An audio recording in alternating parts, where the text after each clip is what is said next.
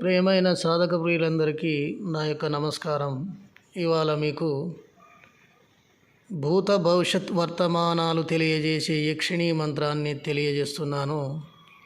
ఈ మంత్రాన్ని చాలా సులువుగా సిద్ధింపజేసుకోవచ్చు. కర్ణపిశాచి మాదిరి సమస్తమైన వార్తలను చెప్పగలదు. అదేవిధంగా ఈ యక్షిని రకరకాల సిద్ధులను కూడా ఇవ్వగలదు. ఈ యక్షిణి మంత్రం విధి విధానాలు అనేది నేను గోప్యంగానే ఉంచుతున్నాను, ఎందుకంటే ఇది అతి పురాతనమైన యక్షిణి మంత్రం. ఈ యక్షిణులు కూడా మంత్రాలు కూడా అందరికీ ఒకే విధంగా పనిచేయవు.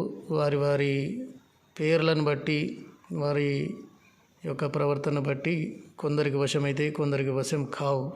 కాబట్టి ఈ విద్యలను అనేటి గురువు సమక్షంలో అతనికి పనికి వస్తుందా రాదా అనేది చూసి మరీ ఇవ్వాలి. కాబట్టి గురువు ద్వారా మాత్రమే ఈ మహత్తరమైన విద్యని తీసుకోవాలి.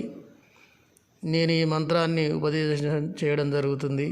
ఈ ఉపదేశం చేసినందుకు 10,116 నేను తీసుకోవడం జరుగుతుంది.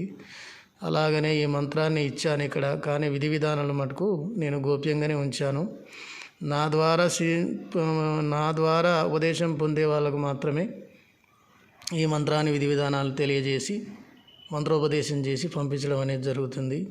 కావున మంత్ర సాధకులారా, మీరు అన్యదా భావించకండి.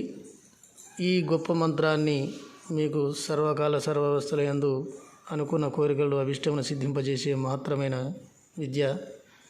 కాబట్టి ఇలాంటి యక్షిణీ మంత్రం అనేది ఇంతవరకు లేదు. చాలా పురాతనమైంది, చాలా అద్భుతంగా పనిచేస్తుంది.